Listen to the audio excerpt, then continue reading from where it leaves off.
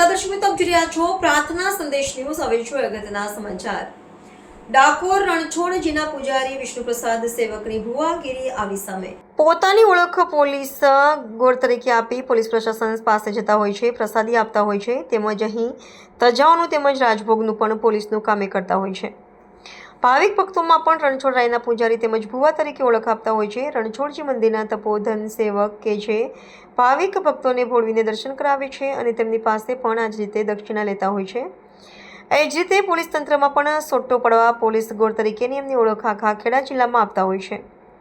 Police અધિકારીઓને પણ દર્શન કરાવી તેમજ ધજાની બાધા પૂરી કરાવવા તેમજ રાજભોગ બનાવી પ્રસાદી ખવડાવી પોલીસ ગોળ તરીકે આપી રહ્યા છે ઓળખ. હાલ તીર્થ સોસાયટી પોતાના જ ઘરમાં એક રૂમ બનાવી ભુવા જગરિયાની કરી રહ્યા છે તાંત્રિક વિધિ. અંધશ્રદ્ધા રાખનાર ભાવિક લોકો જઈ રહ્યા છે તાંત્રિક વિધિ કરાવવા તેમના ઘરે. મોણી માતા તેમજ ખોપારીઓ તેમના ઘરેના એક ઓરડામાં આવેલા મંદિરમાં રખાય છે આ બધી વસ્તુઓ. હાલ વિષ્ણુભાઈ સેવકનો થયો છે વાયરલ વિડીયો. તેમાં બોલી રહ્યા છે કે પીએસઆઈમાંથી એસઓજીમાં બદલી કરાવતા હું ધારત તો હું તેમને પોસ્ટ ડીજીપીમાં કરાવત. વાયરલ વિડીયોની પુષ્ટિ પ્રાર્થના સંદેશ કરતું નથી. રિપોર્ટર પ્રતિક ભટ્ટ, ખેડા.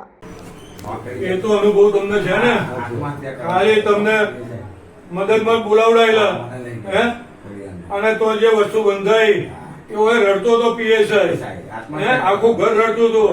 આ મારા ઉમાના ઘેર મારા ખોરામ માથું મૂકીને રડતા હતા અને મેં ટાઈમ આવ્યો કે પરમ દિવસ હું તારે ઘેર આવું છું અને મારા એક મિત્રના જોડે બોલાયેલા આવું છું. તારું બધું જ સારું.